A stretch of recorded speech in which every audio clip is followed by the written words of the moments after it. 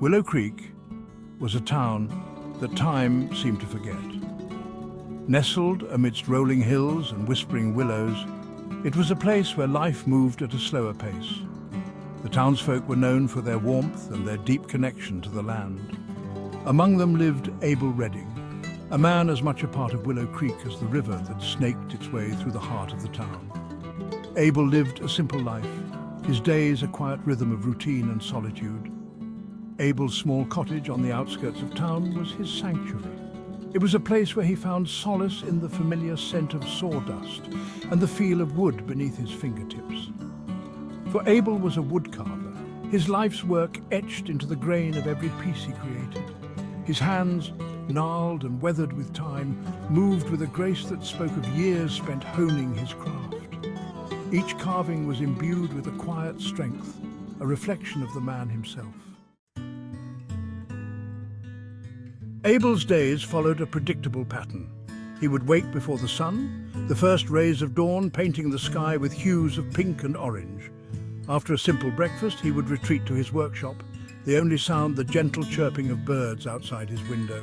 The workshop was his haven, filled with the tools of his trade and the comforting aroma of cedar and pine. Hours would melt away as he lost himself in the art of carving. His calloused fingers would dance over the wood, coaxing out intricate designs and hidden beauty.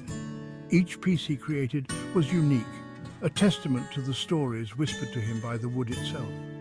From delicate figurines to sturdy furniture, Abel's creations were prized possessions in the homes of Willow Creek's residents.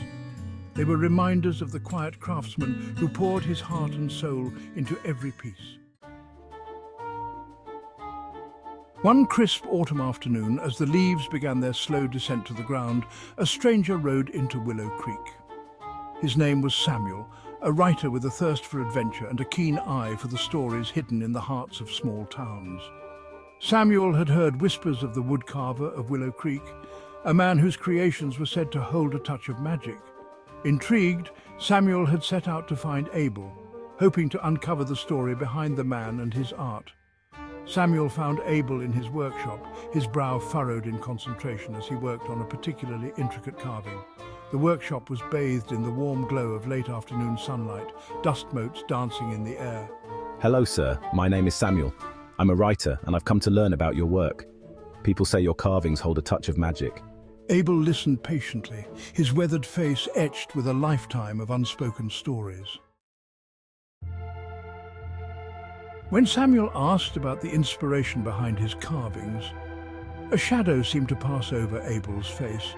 The old man's eyes, usually twinkling with warmth, grew distant, lost in a memory that Samuel could only guess at. For a moment, Abel said nothing, the silence broken only by the ticking of a clock on the wall. Samuel could sense a story there, a story that ran deeper than the grain of the wood Abel so skillfully shaped. What inspires your carvings, Mr. Redding? There's something special in each of them. I can feel it. When Abel finally spoke, his voice was low, almost a whisper. Abel, narrator. My past is not something I speak about, not anymore. The war, it changed me, it stole something from me that I can never get back. I prefer to let my carvings speak for me, to tell the stories that words cannot express. Samuel sensed that Abel's past held a pain that ran deep, a pain that he had kept bottled up inside for far too long.